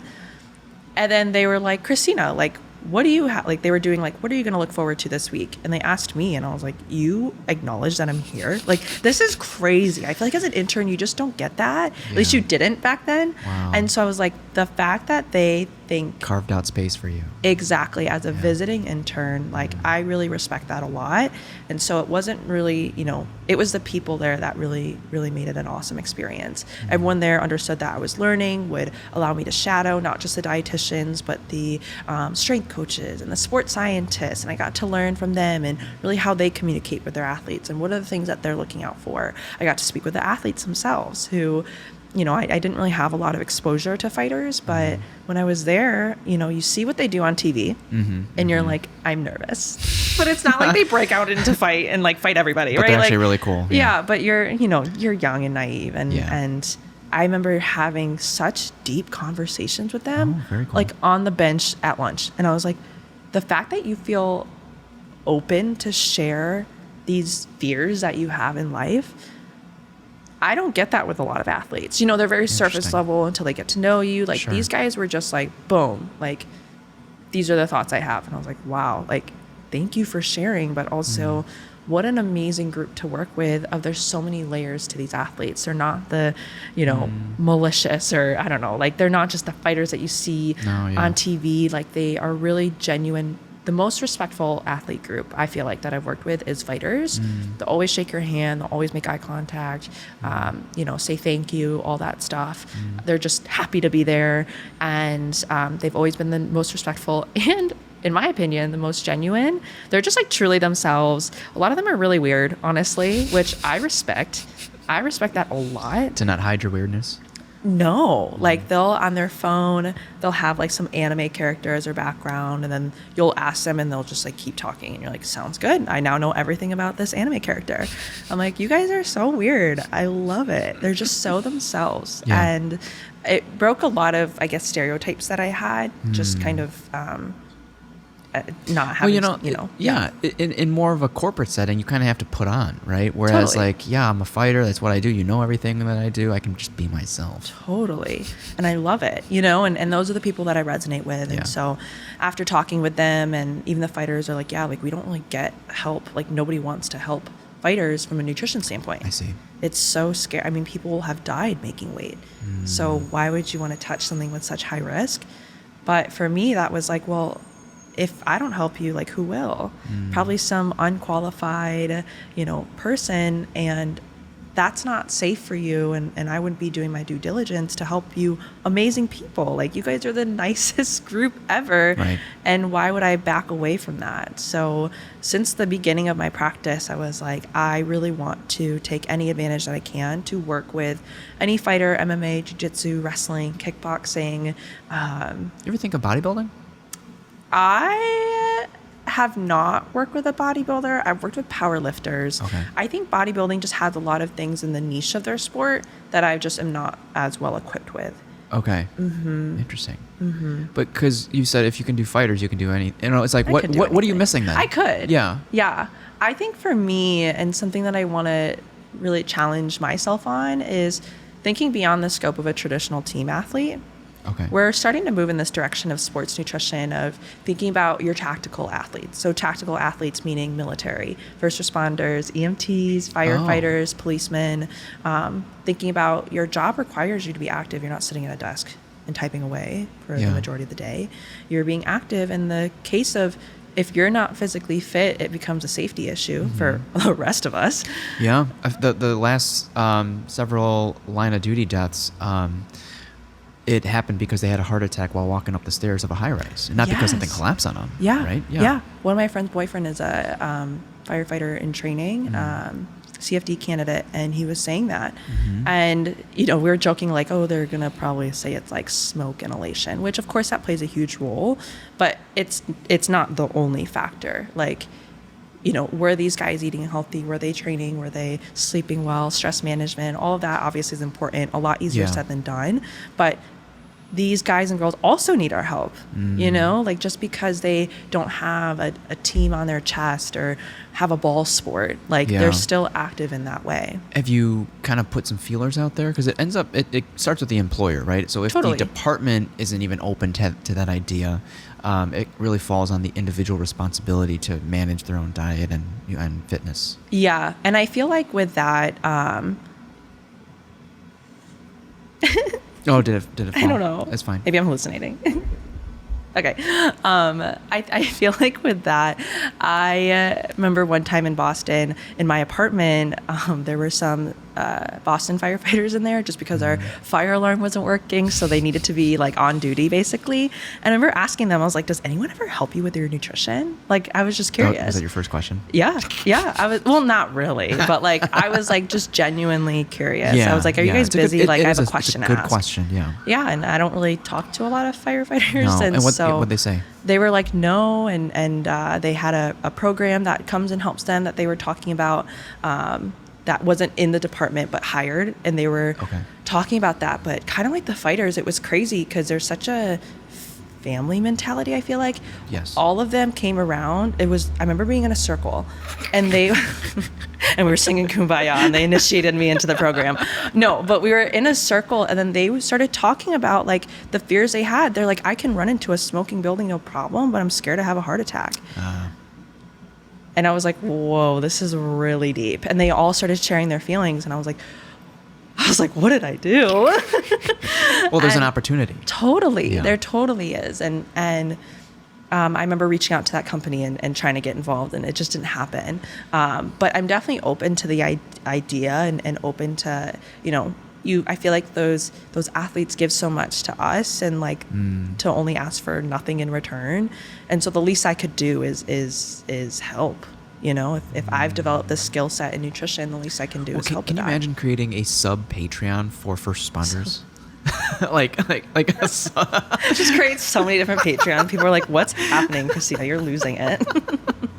Yeah. And like, because I don't know if there's anything like that right now, but you have this online module, this learning management system that is accessible around the world. So right now we have a student that is taking the EMT class because they went to India for an event. They live here, and it was a 700-person event. Okay. And something collapsed on her husband, and he was in a coma. And she flew him out to Northwestern, and he later died. Oh my gosh. And along the way, like, their pre-hospital logistics, like the ambulance, and like it took a prolonged amount of time for an ambulance to arrive. The ambulance didn't have buckles on the stretcher, so you're bouncing up and down. And who knows whose fault it was. Her way of grieving is by wanting to learn how we do it here and then taking it back to India to implement some of those protocols. So you have this opportunity to create a curriculum that is accessible to anyone around the world, especially for communities like first responders that could benefit from it. Totally. And so you can't be everywhere at the same time, but if you can say, hey, I have this online module, maybe if you subscribed or whatever you want to, however you want to set that up, I don't know, you've created like a win-win.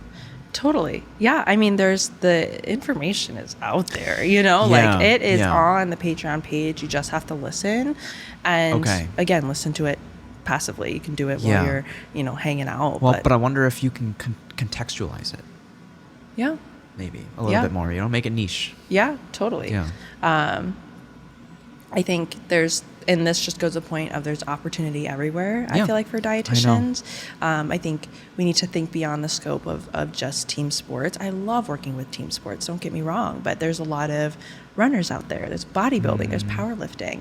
I think you can even go as far as, anyone who really needs to be physical for their job or physically fit in some way, shape, or form. Yeah. So even thinking about construction, like welding, and carpentry, like you have to be, your job is physical, really. So like you have to be able to fuel yourself appropriately in order to either achieve the best for your work or prevent diseases later on in life. Like everyone deserves good quality nutrition and quality nutrition advice.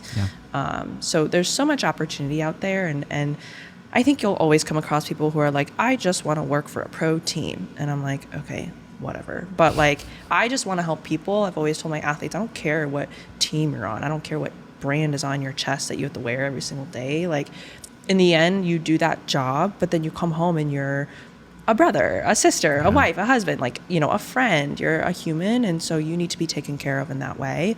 But of course, we're always going to have it in the lens of the things that are important for you. Sports, your work, whatever. Yeah. At the moment, like, what's been ringing the bells at the top of your mind? Like, what have you been thinking about recently? What are some hot topics? In general, I'm thinking about a hot dog, but when she said that, I was like, ooh, sport peppers. How would you rank the places that provide hot dogs and glizzies in Chicago? What's a go-to? Which doesn't have to be number one, but like accessible. It's like decent enough. And I love Wiener Circle for many reasons. Man. Just get them on here. I don't know if I've had a glizzy from Wiener Circle. Oh my god! It's actually that good? It's actually good. Oh, good. You get the experience, but the hot dog, I feel like, is actually good too. Okay, good. Yeah. I like their stuff. I honestly just like going to the stands that are just around. Oh, like gyms or the Maxwell's? Yeah. Okay. Those stuff are good too. I haven't had a Fix and Frank. Oh, I had a Fix and Frank from JP's that night. That was when I was there. Oh, that was good. But I haven't gone to a Home Depot because me neither. I walk out, my hands all dirty, and I'm like, I don't want to eat a hot dog right now. You could eat a hot dog walking in. You're right. And get everything else dirty. I don't know. I feel like Portillo's is always a go-to. Okay. Obviously a Cubs game. Yeah. But yeah, I mean, I'm very glizzy inclusive. Yeah. Yeah. I haven't had a bad glizzy. Is there anything that you want to put out or manifest for 2024? 2024 is almost over. Like, what do we? God, yeah. I know. 2025. We're more than halfway. Yeah. So like in the future. Sure. Like what do you have your eyes set on? That's actually a really great question, because for me, or do you have a dream? Like, do you want a physical location and work with other adjacent professionals? No. Okay. So I am someone who, like, I don't have, how people have like a 5-year plan. By 5 years, I'm going to do X, Y, and Z. Sure. Not me. I'm like, let's just see where the waves take me. It's so, how do you be that laissez-faire, but also take this entire episode, you've, in your journey, have shown so much initiative, right?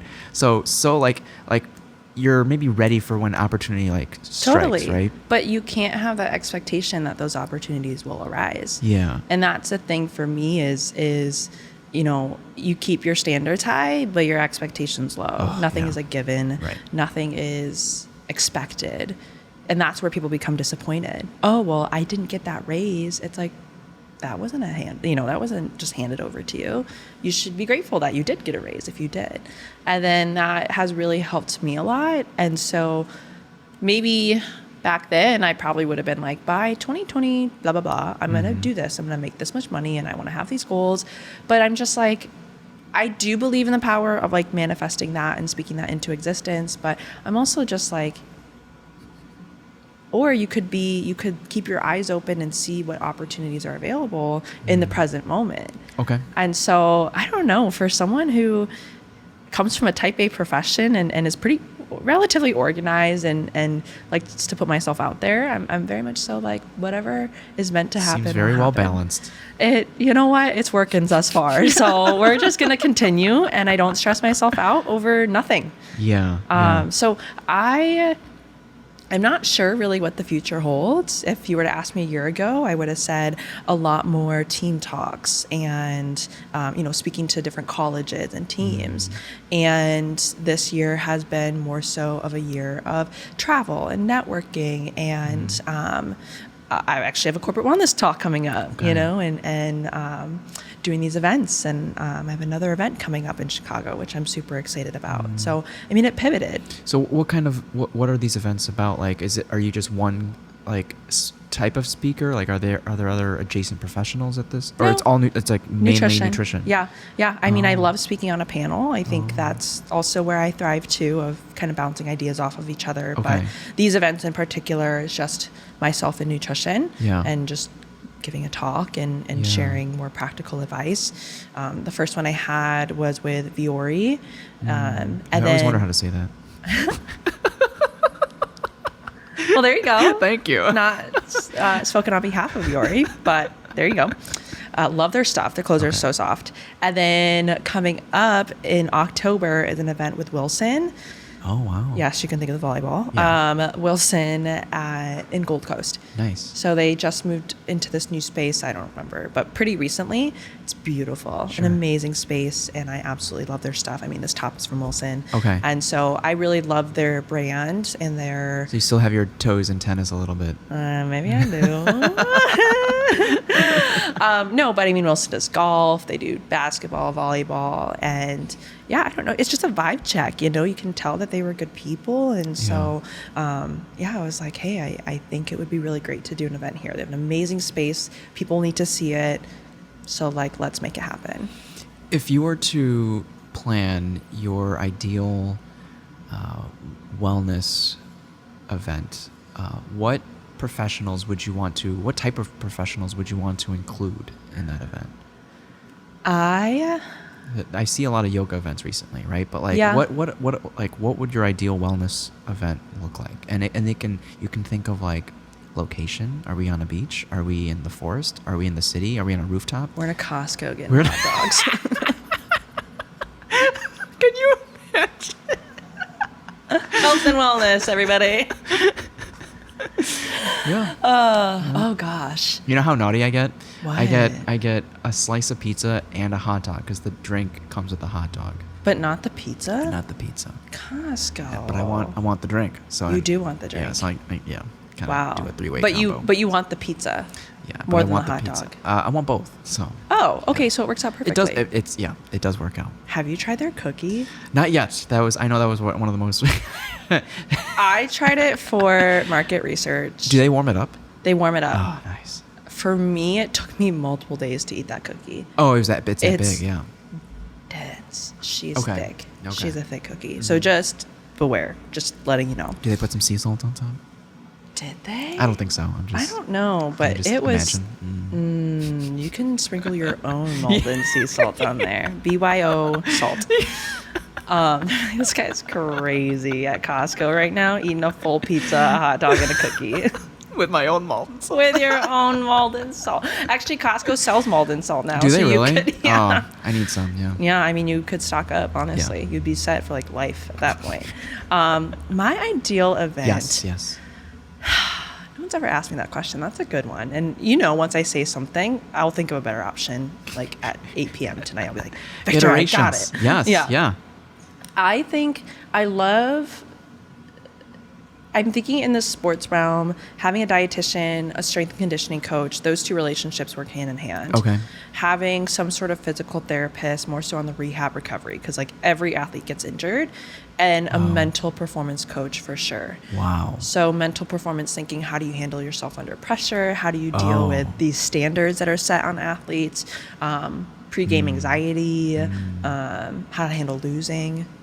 Right? So all of that stuff, which is detrimental to a lot of athletes. They're not physically capable. They're just, they don't have the mental toolbox that they need in order to handle that. Right. I think all of those people would be involved in the program. I could see it as like... Is this a one-day thing? I could picture it as a one-day thing. Okay. But your demographic is very niche. Super niche. I don't know. I think it doesn't have to be. Like a lot of those, like the mental health, is universal. Like, totally. Yeah. I'm thinking for, let's say, like team sport athletes. Okay. I feel like that's a big group, and then they would come in and like do a workout, do some recovery, like rehabby exercises to just like get familiar with. Yeah. And then like do a cooking demo or something, and then having them learn how to cook. I do that a lot with my youth athletes. Oh, that's cool. Learning knife skills, even virtually too. Like we'll kind of do it together. Oh, wow. And then like the mental performance side and like talking on that. I don't know. I feel like that would be like a really great like all day event. I've seen anything like that. Maybe we'll make it happen. No, I don't know. The location would have to be, at some sort of weight room-esque thing. Like what, weight room on the beach? Like that would be pretty, Tulum. Oh, wow, yeah.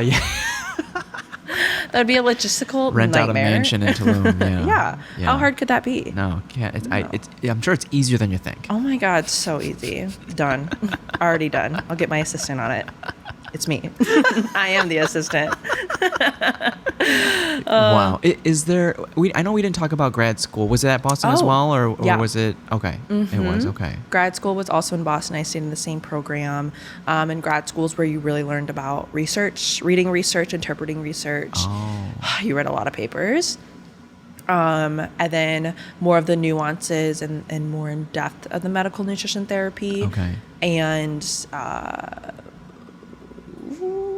I'm probably forgetting some things, but that's okay. A lot of practicum, then you go into more of your experience stuff. Sure. Mm-hmm. Is there anything else we haven't talked about? And I appreciate you being in such a niche that you get to work with people that want to better themselves as well. Because like as a healthcare provider, I think you start to realize like these people are coming and you're treating from a reactionary kind of standpoint rather than a proactive, preventative standpoint. Totally. And so you're in a very interesting spot. Totally. I think for me, it's, I'll have clients come in and they'll be like, oh, well, like I'm technically not an athlete. But then they'll be like, I run 6 marathons. And you're like, are you insane? Like, are you crazy? Like, that's an athlete. I don't know what you're talking about. I wish some people would think about themselves in that way, because it starts with just like they don't think highly of themselves in that regard. Do you move? Do ya move? Do ya work out? Do ya use your legs? Like, it doesn't take much. I get it that they're not a competing athlete and on TV and what have you, but I think there's not for me in my practice, there's not an exclusionary what team do you work for? If you're not on a team, like I can't work with you. Yeah. I work with people of all different levels. I've worked with, actors and screenwriters and moms and people who really just have that mentality of, I'm here because I want to better myself. I want to think about my food as performance and helping my performance, whether that be physical, mental, life. And I maybe have the mindset of an athlete or resonate with a lot of those ideas, and I might be a retired athlete. And I just wish more people could honestly see themselves how I see them, of like when they say all these things and they just dismiss all the positives. And I'm like, you don't realize how cool you are. Like I'm thinking about a lot of my clients. So you're also a hype person. Oh my God, they're like the coolest people ever. I wish I could talk about them, but it's like you guys do so much. And if you were to think about yourself in that positive manner, so many wellness, so many diets, so much health, and those products would just disappear because they manifest on you being insecure. The weight loss, I think, is a great example. Wow. Weight loss, skin, gut, bloating, like all of those words can kind of trigger things, but like that might not even exist. I'll never forget, I had a 13-year-old maybe at the time, young, in middle school. She was fine, and then one session she came in and she was like, how do I reduce bloating? And I was like, something seems off. It seems like she's reading a script. And I was like, what do you mean? Like, you've never talked about that before? Like, where did this come from? And she broke down crying and was like, I think I'm fat, like I think I'm ugly, like all these other girls are so tiny and yada yada, like I feel so bloated. And I'm like, you're 13, like why is this happening? And I think you see it'll never go away, honestly, the diet industry of lose weight now, like you're ugly. Like that's never gonna go away. But I just wish more people were more resilient to that. You can just let it in one ear and out the other. Like that does not apply to me. You can set your boundaries in that way. I just wish more people would know that. It's tough. It's tough. Yeah. Yeah. So you kind of wear multiple hats. You're like, okay, let me just take off this dietitian hat for a second. Totally. Yeah. There are moments where, I've had a client who was like, hey, I just need a friend to talk to. And I need someone who, for them, their life was everything was so professional, so work, so, they were a youth athlete. So they were like, you have to go into college, you have to get good grades, especially here in Chicago, you test into your high school. So it's like, there's so much pressure. And they were just like, I just need a normal person to talk to who it's not always about performance and what have you. And so in those sessions, we were more conversational. How was prom? And then it's really interesting. Things will start to come out about nutrition because they know they're in a nutrition session, but you create the environment for them to feel comfortable doing so.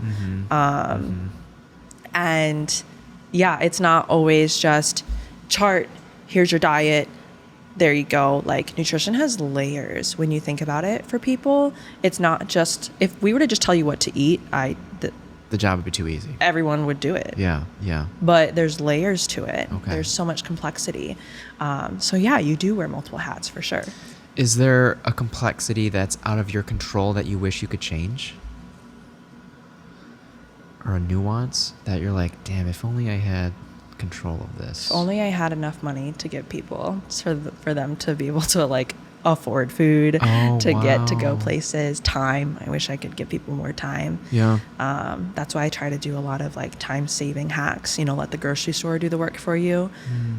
It's, going to be more expensive, but whatever. In terms of letting the grocery Instacart? store, Instacart, or letting the grocery store cut your vegetables, buying pre-cut veggies instead of you doing it yourself. Who cuts vegetables? What do you mean? Like at the grocery store, you can buy in those usually where they have the pre-cut fruit and the pre-cut. I know what you mean. Okay. Mm-hmm. Wow. Yeah. So even something as simple as that can be a barrier for some people. Okay. So I wish I can give them that time. Okay. A lot of it, I mean, as I said, nutrition has layers, so that you'll see people, it's like, I wish you could see yourself the way that I see you, and like you didn't have layers of just self-hate. And I wish you could approach it from an aspect of, this is how you're fueling your body. You're pouring good into it. You're not doing this nutrition because you absolutely hate yourself. Like, you're doing it as an act of self-care. And that's really hard for a lot of people. Wow. What if the title of the episode was like Fuel as a Form of Self-Care? It totally is. Yeah. I think nutrition is the ultimate form of self-care. When you think of bubble baths and going to the salon, like, that version of self-care certainly does feel good, and it helps. But I also feel like being able to cook for yourself, there's a lot of research. Very empowering. Super empowering. And there's a lot of research that shows when you cook your own food, you're like more connected to it. You slow down, you're more mindful. And that's something that a lot of people, especially here in the city, struggle with. You're always go, on to the next thing. I'll never forget when I saw a doctor at the hospital start a burrito from the top floor and then finish it all in the elevator, just bloop. Oh, yeah. Doors open, Yeah. burrito's done. Same on the ambulance, yeah. Yeah, literally. Yeah. And of course, sometimes it's just part of the job, but like, to slow down whenever you can, build that mindfulness. Not even eat. Just coffee all day. No comment on that one. No comment. But like, you know, any moment that you can find building that connection back with your food, I think, is huge. We're so lucky to have food so available to us. Instacart, DoorDash, like, snap of a finger, you don't even have to leave your house, food will be there.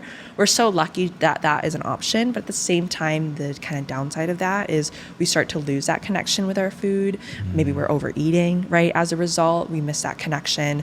And so, like, to rebuild that and find that a little moment of stillness or like gratitude or what have you towards your food, I think is helpful. And one way that I'll have my clients do it is think about yourself as a food critic. So when you eat your DoorDashed pizza, like, smell it, look at it, like, look at all the textures, think about the flavor profile, like, slow that process down, even for something as simple as a Domino's pizza, and you're able to find that connection with your food, which has been shown to help with your digestion and your bloating and you know, how fast that you eat and overeating. So there are a lot of benefits to it. I gotcha. What has led to consistent clients or a growth in the number of clientele that you have? Has it been hard to accumulate clients, and has word of mouth been the main driver for the growth? Yeah, word of mouth has definitely been my main driver. I haven't spent a single dollar on Google ads or anything, you know, where they bring you up to the top. Nothing like that. And I think with clientele, it's just treating them how you would want to be treated. Good old classic advice. But I think about this, you know, when I was making my practice and continuing to evolve it as I'm doing to this day, thinking about experiences I've had with businesses and what has made me stay and what has made me leave. Because I've had my fair share of being a client to a terrible business. And the great thing is you don't have to work with them. It's a dog-eat-dog world out there. There's going to be another provider for you, right? And so in that, it's here are all the things that made me feel mistreated or that I didn't like.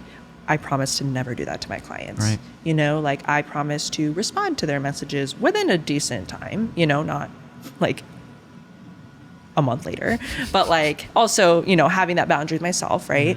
I treat clients like they're humans. I'm a human. Whoa. Yes, Shocking. You are. Crazy. And so, like, when I work with businesses that, I don't know, just treat me like a normal person, as we all are, like, I love that. And that keeps me coming back. So I do the same thing with my clients. And I think about this from, I'm sure a lot of the other businesses you've had on the show of, you know, small businesses, whether they're a brick and mortar store. I think of your mom and pop taco shop. Like, why do you keep going back? You know, and it's usually because they greet you with a smile, or like sometimes they'll throw in a free horchata, like, oops, it was an accident. Like, you know, they do all those little things that make you feel so special. Versus another shop who does, what do you want? Like, you know, who might not service to what your needs are. So I think about every single business I've encountered, from my hairdresser, everyone, and treat people like humans. Hospital or hospitality. Exactly. Being hospitable. Yes. Yes. And nothing like Midwest hospitality. Yeah, really. Yeah, Truly. we'll talk. You can't leave. We'll talk for a whole hour before you try and say goodbye. Yeah, absolutely. Take some fruit. Take some fruit. Like, you go first at the stop sign, and then we're there for 5 minutes. No, you go. No, you go, please. I'll be honest, I don't have a car, but when I'm walking, which is my version of driving, I am definitely still like a Boston East Coast, like walking everywhere, like efficiency. like you're walking with a purpose. Absolutely. Yeah. If you're a car and you're like slowly approaching while I'm driving, I'll tell you to frick off. I don't know if I can swear on here, but I'll tell you to F off. Like, I am just so assertive in that way when it comes to walking. But, I guess we all have our quirks. That stays with me from Boston, honestly. But the thing is, you get there efficiently, and that's what I think matters. Okay. So that part of me is not very Midwest, but everything else is. When we were in Hawaii, the light turns green, and it's like 5 seconds, and I honk my horn, and I'm like, I just why did I do that? I'm like, why did I do that? No, everyone's not on island super time. chill here. Not quite literally I know. on island time. Shout out, remember. Yeah. No, I went to Hawaii only once, and I remember the guy in front of us gave us the shaka. And I was like, yeah, that's pretty freaking cool. Like, I feel so, like, he doesn't even know that we're tourists, or maybe he does, but he gave it to us anyways. Yeah. And I was like, that made me feel so loved. I don't know why. Just a little, I was like, I'm in. So you don't want a brick and mortar. Would you prefer 100% online, or do you need some in-person interaction? Oh, I need some in-person interaction. Okay, you do. I was like, what human. if you moved to Hawaii? I'm human. I know. What if I moved to Hawaii? I don't know. They're if I very could do grounded that. with their food. Super. And I love that when I was there. Yeah. But it's just so far from everything. Literally an island. Yeah, literally. Like, you are stuck on island time. But great exposure to sun, lots of nature. I love the virtual world because you can go anywhere, right? Yeah. And I feel like that's how you can reach a lot of clientele. I do love in person, and I also do love traveling to give these talks. So whether it be at conferences or teams or colleges, I enjoy that interaction because for a lot of people, you're their first dietitian they're ever speaking to. I'm hoping that'll change soon, but like, you're probably the first, and then they want to ask all these questions. So for me, it brings me back to earth of like, sometimes you get stuck in your nutrition bubble. I'm sure we all do. And then you reach people who are new to this world, and they're like, is butter a carb? Or like, they're like, should I be eating animal food? And, and you're like, wow, like, these are the questions that the people have that I need to answer. So it really does feel good to do those talks. And of course, that in-person engagement is always just so rewarding. I've never left one of those and been like, God, that was a waste of my time. Oh, nice. I always come back feeling so refreshed. I'm like, yes, like, this is what I was meant to do. So I always love doing that. And I think that that'll always be a part of it. I don't see myself just doing like a tour and like never coming home. I am a homebody, so I do love being at home, but I do see like a mix in there. If you can't tell, I'm also like kind of all over the place, so I love to like have some things in person and some things not, and like I enjoy sort of that chaos of a schedule. Controlled chaos. Yes. It's like I live and die by the calendar, but if it's if it's over scheduled, then why am I, this is what I was trying to avoid. Exactly. Right? I think when people are like, oh, like, you own your own business, like that means you don't have to work a 9 to 5, and then you're like, yeah, I work 5 to 9. I work 24 hours of the day. Yeah, literally. Like, so, and I think obviously that's something to work on, but it's the less glamorous side that people don't see of, you control your own schedule, but sometimes that means you work like 12-hour days. But it's so that way later you can go on vacation, or we don't get PTO, so you just have to work a little bit more in order for you to take time off, and I kind of like it. So at this moment, or in general, do you feel like dietitians have a fair work-life balance? Or no? No. Oh. I feel like a lot of dietitians struggle with that. Oh. And in conversation, that's like a common theme. When we think about the college and professional sports dietitians, they're often overworked, underpaid. As a lot of people in the sports industry are. You're in it for the love of the sport. Oof. How long does that love last? Not very long. Okay.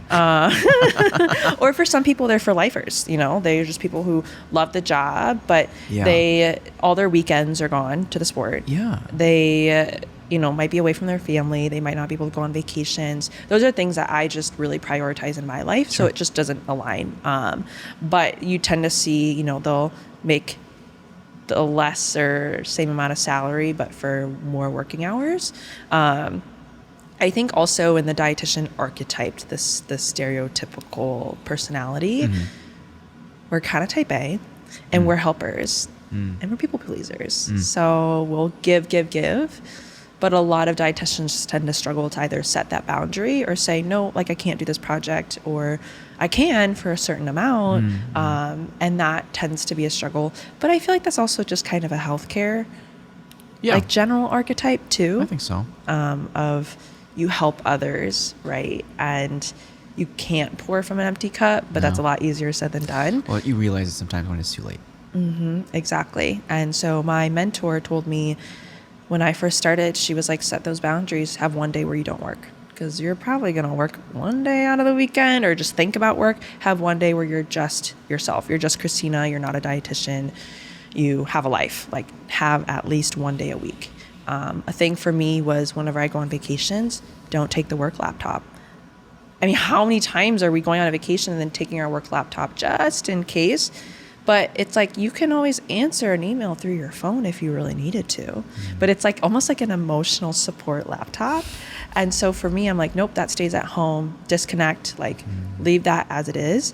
And I have had 0 clients be like, where are you? Like the things that you think would happen, don't. And those aren't the clients you want anyway, right? No, I mean, my people would never, but like the sort of you overthink, right? And you think about, like, what if somebody needs me? They'll be fine. Like they'll be just okay. So I think our personalities tend to be very give, like self-sacrificing.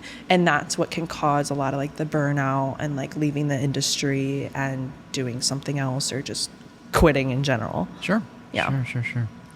That's all I had for now. Okay. I'm sure you'll be back. Wait, how long have we been talking for? This is a 2-hour episode. Incredible. Yeah. It was a great time. I had a good time. I learned a lot. You're killing it. You keep killing it. Thanks. We're huge fans now. I'm looking forward to diving deeper in the Patreon and just staying tuned. Yeah. Where can people find you if you want to be found? Yeah. Would love to be found. So you can find me at Christina White Shoe on Instagram, or on the Patreon. So patreon.com/Christina Shoe Studios. And the thing is with that is that everyone gets a 7-day free trial. So, I mean, I guess you could listen to all the episodes in 7 days if you really wanted to, but that's a lot of me talking. But you can do it. And honestly, if someone did that and canceled, I would be like, good for you. Honestly, like that's a lot of me. Yeah. But weekly episodes out there, kind of very conversational, very casual, unbiased, unfiltered, all of that jazz. Always ad free. So that's the Patreon channel. And then always my website has everything in there, ChristinaWhiteShoe.com. Perfect. Thank you so much. Thank you. Everyone else, till next time. Cheers. Cheers. Boink. Bye.